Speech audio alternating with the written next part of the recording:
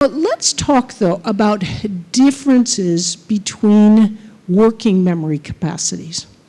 Some people, remember how I talked about super taskers, that they can do a lot of things at once? Most people have around 4 arms on their attentional octopus. They can hold 4 pieces of information in mind. Some people have 3 arms. I'm one of these lesser capacity working memory kind of people. So if at the end, when you start asking questions, don't go, I have 2 questions for you. Because by the time I get to answering the first question, I'll forget the second question. So I don't have a lot of working memory capacity, but guess what? I am very creative.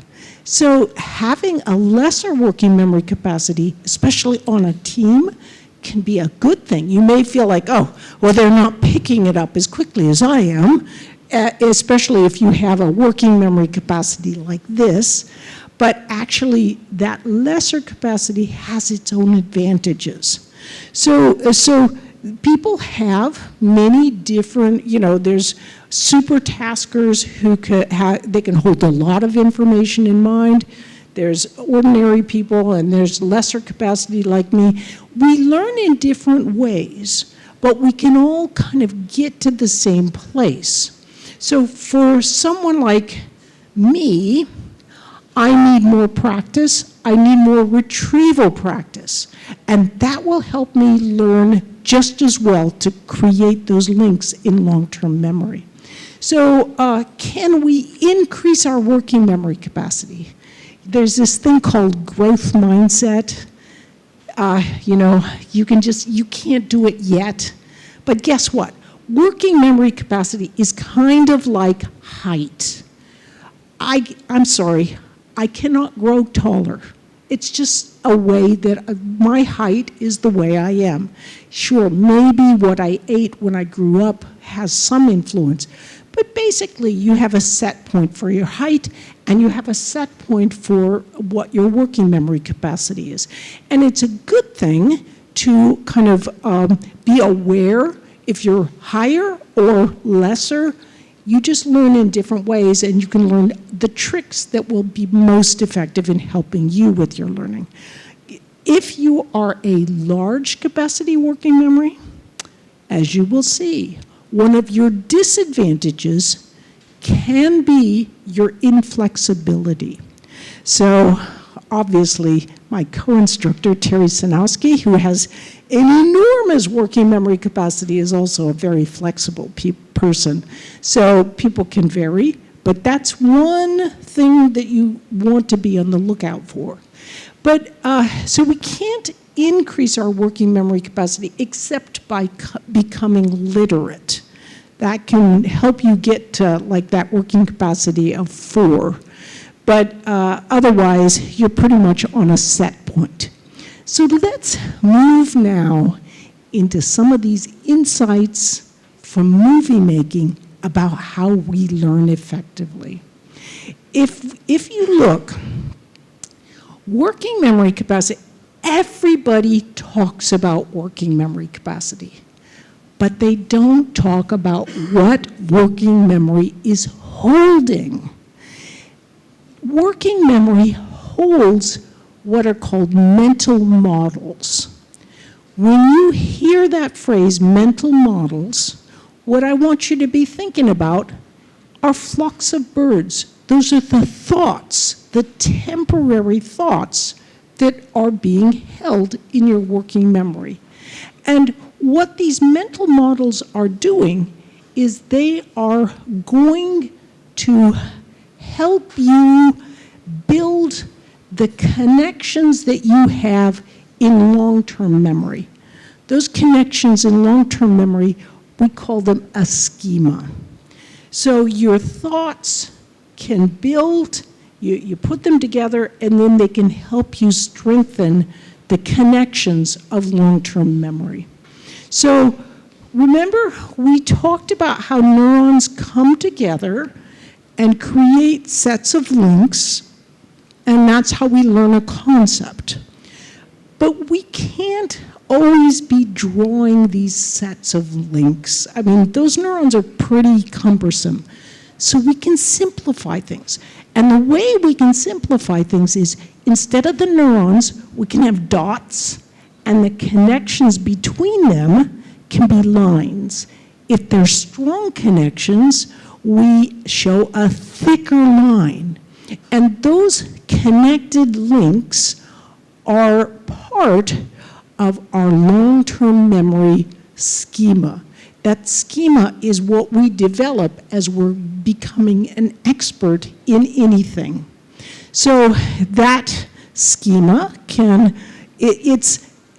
as we're learning more, we gradually build those sets of connections. And those sets of connections, the schema, we can have a lot of different schemas involving different subjects. So, for example, let's say you're learning Japanese, and maybe you've also learned some chemistry, you're learning biology. You've got all these, look, this person doesn't know much about history, but they know pretty much about geography and geology. So you're developing these schemas about the different subjects you're learning. And of course, it's not just school subjects. It can also be things like, how do you greet another person in Thailand? It's quite different than how we greet someone, for example, in the United States, or how someone might be greeted when they go to Spain. So it's you develop schemas about your culture, about your friends, about how to get to your house, about all sorts of different things. And what you also kind of meld your schemas together so you can have knowledge of physics. It's also very much connected with your knowledge of mathematics, and both can help you, and they both work together. Your schemas work together as a framework in your brain. Ultimately, everything you learn kind of melds together in your brain and helps you form your sense of identity. So you might just call all of your schemas put together your identity schema. Now, this identity schema is, let's see, here's what can happen. For me, I thought, as part of my identity was, I cannot learn in math and science. That's just who I am. But it's pretty clear that I actually was able to learn in math and science. So, here we go. We've got a schema. What we want to do for people is we would love to go in and just change their schemas, wouldn't we? As teachers, wouldn't you just love to go in there and just you have this totally unmotivated student. And you know that with just a few little neural changes, they could have a more positive perception on whatever you're teaching. I'm embarrassed to admit this. I can remember my chemistry teacher. So I was proudly flunking chemistry in high school. And I remember my parents are like, just go into your teacher will help you. So I went to Mr. Fry, poor Mr. Fry. And I was basically like this. Okay, come on. See if you can put that knowledge in my brain, because I guarantee you will not. I had this negative schema about what I could do and what I wanted to learn. But a few little changes, you might wonder, how do we motivate students to learn? The thing is, as a teacher, you will never be able to motivate everyone. Certainly for me, I was not very motivatable in high school. I went out into the working world, found that my attitude was a big problem. And as a consequence, the working world helped me to to change my attitude and become more positive about the kinds of things I could learn. So this is what I love about what SCB is doing, is you are helping to provide opportunities for the people who work in and live in Thailand to, once they make those realizations, to begin changing their own schemas, which they absolutely can do. So I will tell you about a friend of mine, and her name is Audrey Lawrence. Audrey has severe dyslexia. She was a home designer. That's all she did was, I can design, I can help people to furnish their homes. That's all I can do because I have dyslexia. I can't learn, for example, anything technical.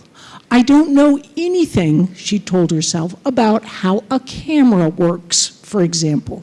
I have no idea even how to transfer a file from a camera to a computer. So she knew nothing, and she was convinced she could learn nothing more. So she watched the MOOC Learning How to Learn, and it said, you can really make some changes, and here's some concrete tools to help you make those changes. So what Audrey did was she thought, I can make some changes. I can actually think about, my camera, I can't do anything with cameras, but, I can actually maybe learn about how to transfer a file on a camera from my computer, or from my camera to my computer. Little tiny thing. Learned that tiny little thing, and that began the process of making little neural tweaks. And as you learn and you change your schema, it becomes easier and easier to change your schema. And do you know that Audrey today is the star of her own PBS television show, and she produces it. She does all the technical production. She came to our house, set up the camera equipment, did all the videotaping. She is the epitome of real growth mindset. Growth mindset doesn't mean, yes, I can think myself into a bigger working memory capacity. You can't. But you can make fundamental tweaks in how you think about what you can do. What is something that you think you can't do and can't learn, that you want to learn, but you would like to, but your own mental framework is holding yourself back? That's what I would ask you to look at and begin making tiny tweaks towards after the presentation today. So for me, of course, I had a negative mindset about what I could do and what I could learn, and that was really changing that mindset made an enormous difference for me in the long run in my life. So what is going on with students when they're learning? I just like to take a step back because I think it's so fascinating and so helpful for us. We know that when we're learning, we've got working memory that's holding these thoughts in mind, and those thoughts, as we get a mental model together, we can put some of those thoughts into long-term memory, and we can pull them back out as well. We're retrieving those thoughts. So as we're learning, we're getting information in from the outside world, like what I'm giving you right now. You're forming mental models, and then you're taking some of that information from your mental models, and you're putting that into, hopefully, your long-term schemas. So we form mental models initially from what we see, hear, smell, and so forth. And we use them to build our long-term memory schemas. So we take those mental models, we put those mental models into long-term memory, and we also pull them out. We retrieve information from those schemas of long-term memory. So what's interesting, so when you have a teacher, that teacher is speaking to your working memory, helping you form mental models, also allowing you to use metaphors that you pull from your own memory to create new ideas and new learning. So when I'm using those metaphors, first, I'm talking with you, I'm using my gestures, my gesticulation, my voice to help you form some of your mental models, but I'm also appealing to your sense of metaphor so you can pull ideas from your own long-term memory and add them to build your better mental model about whatever is being taught. So a teacher, ultimately, what a teacher is doing is they have their mental model, what they're thinking of, partly pulled from their schemas of long-term memory, and they're trying to share that mental model with a student so that the student, even though the student has a different schema of long-term memory, they're actually sharing the same mental model, the same ideas. That is what we are doing as teachers. And so let's get an idea of why is it valuable for us to take breaks and you to talk to one another. So it's not just me sharing my information from my schemas, it's you sharing information from, with one another. What is going on with that? So let's talk about something like electrical current. We know electrical current is just the flow of electrons. So when I, as an electrical engineer, am thinking about electrical current, what I'm doing is thinking about these sort of energy dots and, little quanta of energy. What a student might be thinking and pulling from their schema is that it's crowds of students or, crowds of people, and that is kind of analogous to an electrical current. So they're pulling a different idea from their schema, but guess what? It works. In fact, metaphors often come from very different spaces, but they can still bring you to the same mental model or a very similar mental model. So this student listens to me as I'm talking about electrical current flow and I'm drawing my circuit diagrams and so forth, and they're thinking, well, forget this stuff about, the electrons. Let's just think of it as crowds of people. And then this student, he whispers to another student. He says, oh, you know what she's really talking about?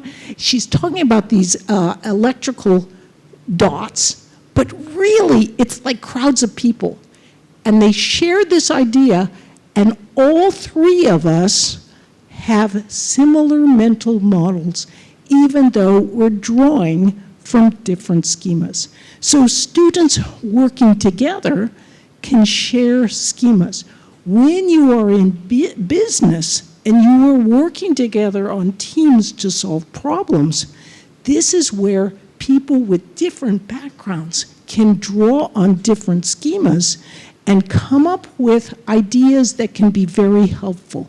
Let's look at a typical team, for example, in business. You've got different schemas. You're all exchanging ideas with one another. And you're trying to kind of get a central idea. But this person on the team is like, that's the idea, and shares with the others, and they're all able to get on the same idea, except for this guy who mind wanders.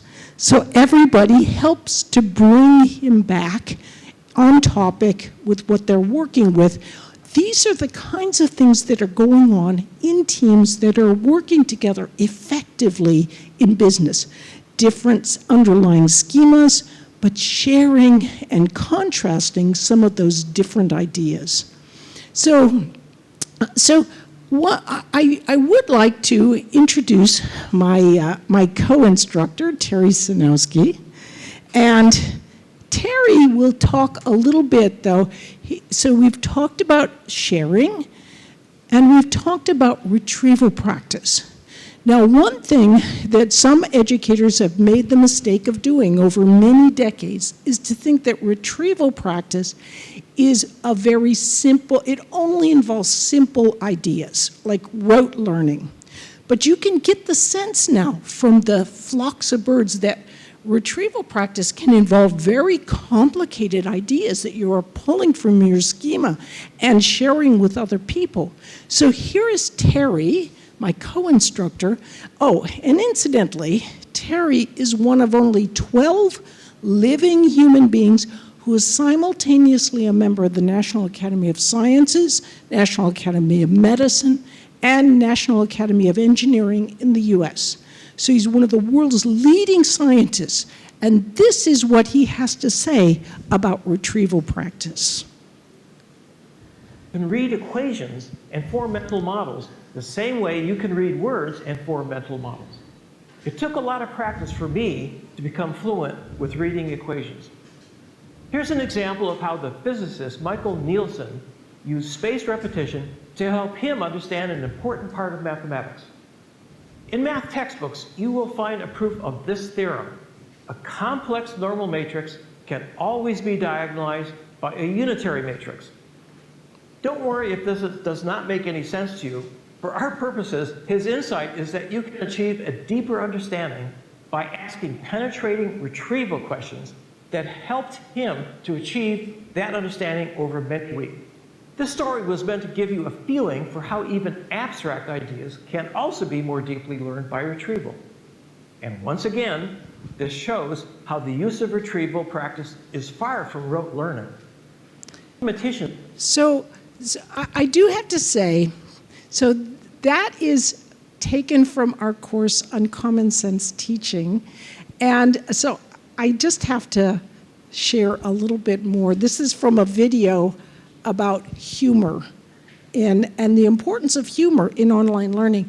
And you will see in the courses that SCB is developing the great use of humor. But here's a little bit where I'm using a bit of humor with my co-instructor, David Joyner, who's the executive director of online instruction at Georgia Tech, one of the world's greatest online they have their master's in computer science has 10% of the master's students in the entire US. It's the largest master's program in the world. But here's David and me.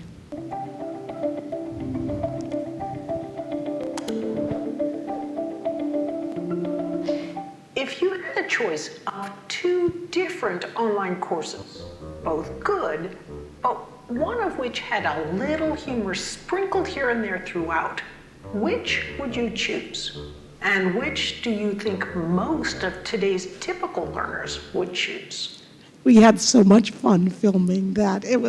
David is a real hoot.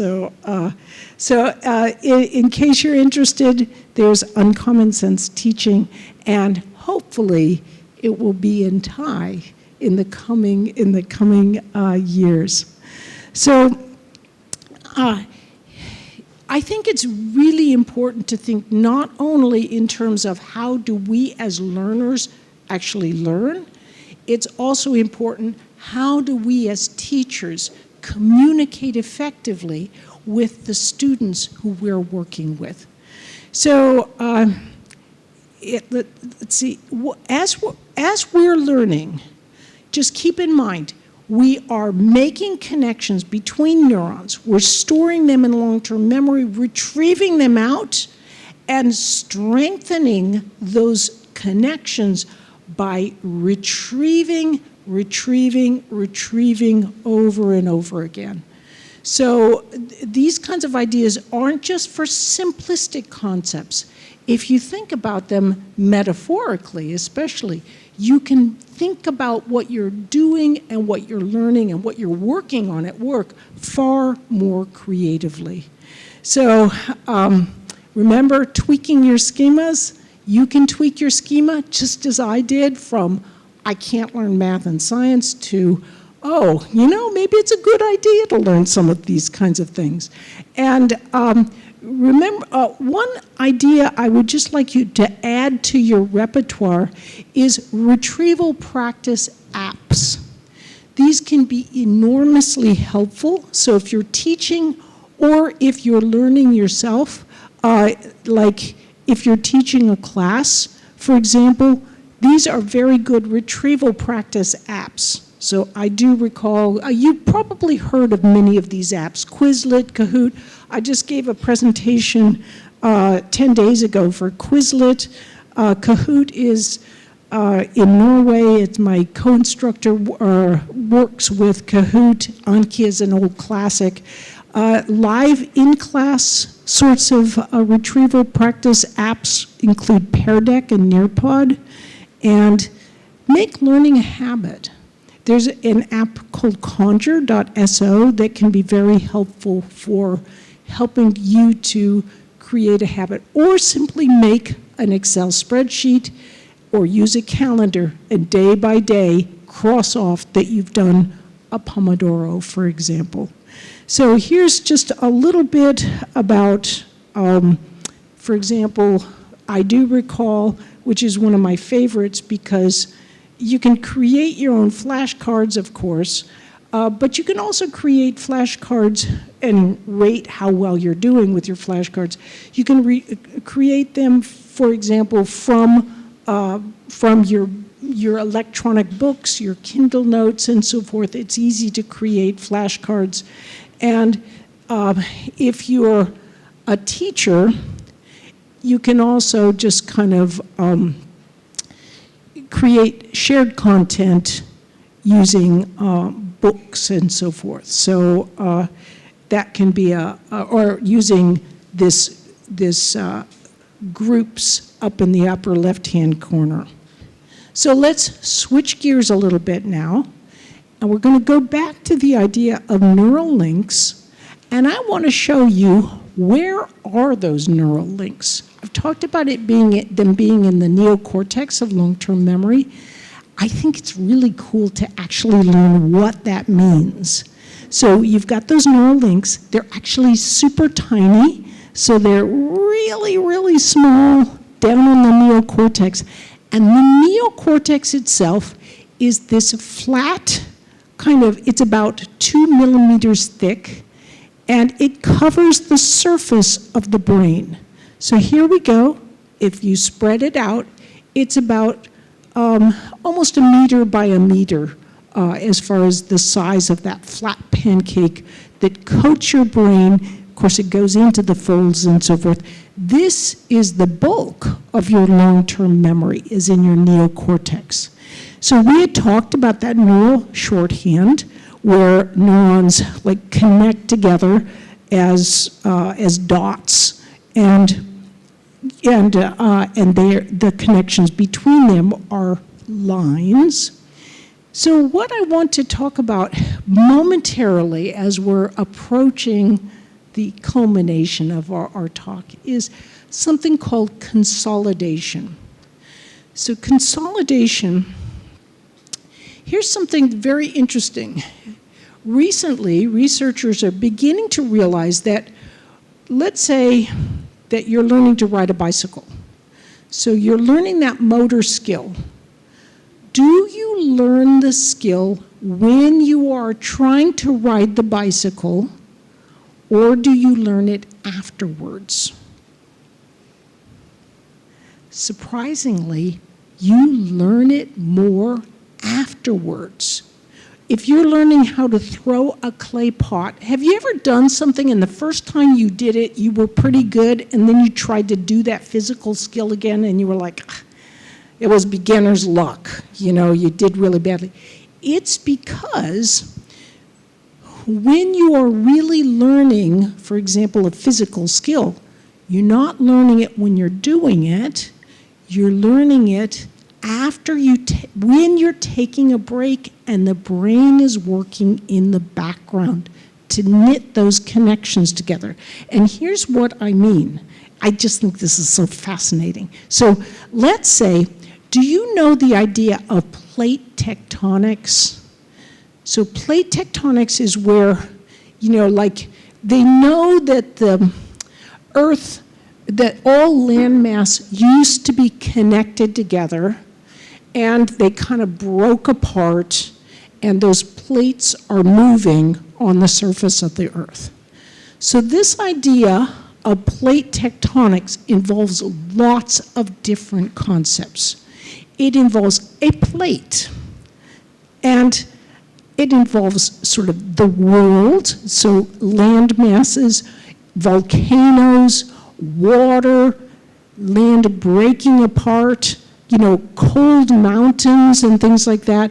All of these ideas are embedded within that simple phrase, plate tectonics.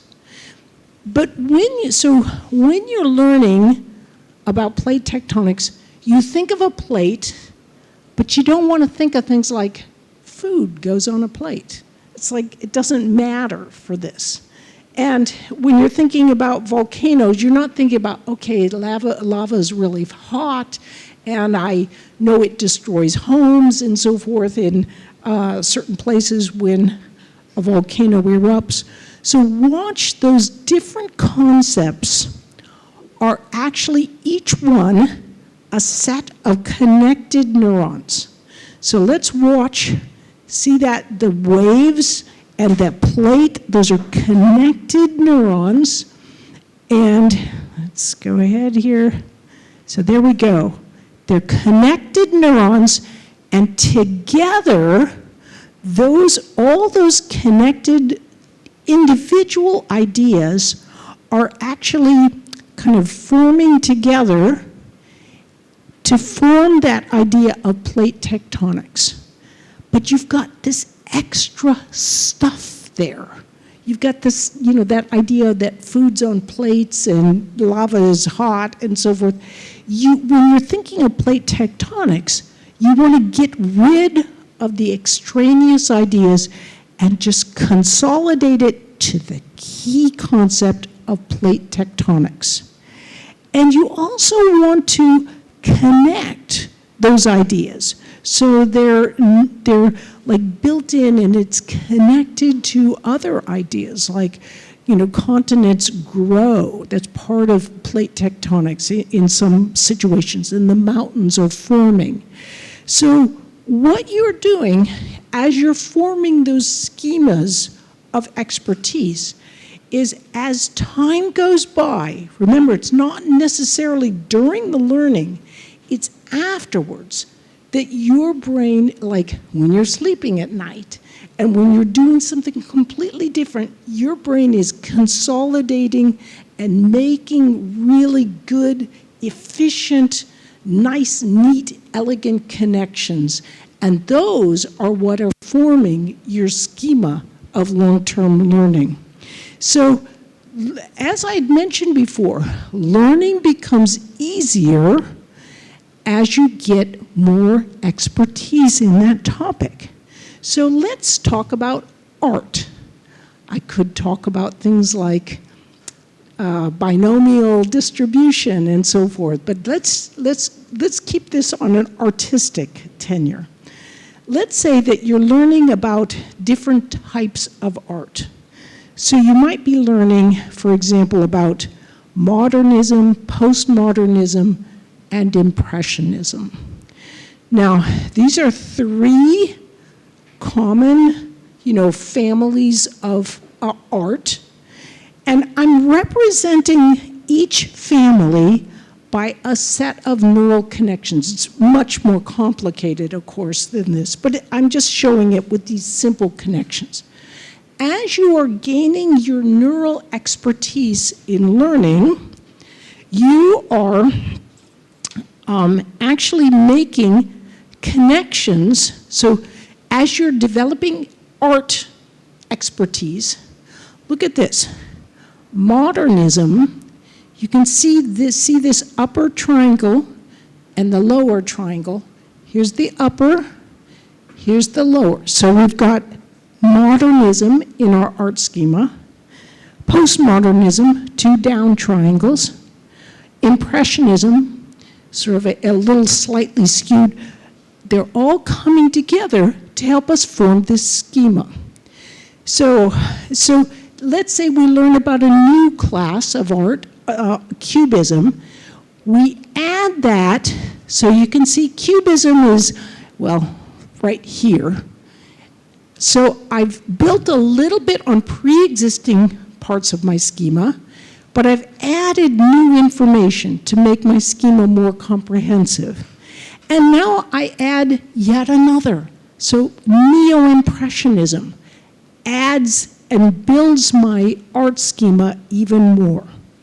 So as we're learning, you can see that the new things we learn are building on pre-existing parts of our schema as well as adding new ideas.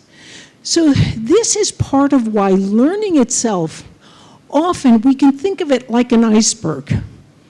We see this part, but all of our learning also involves all this underlying schema.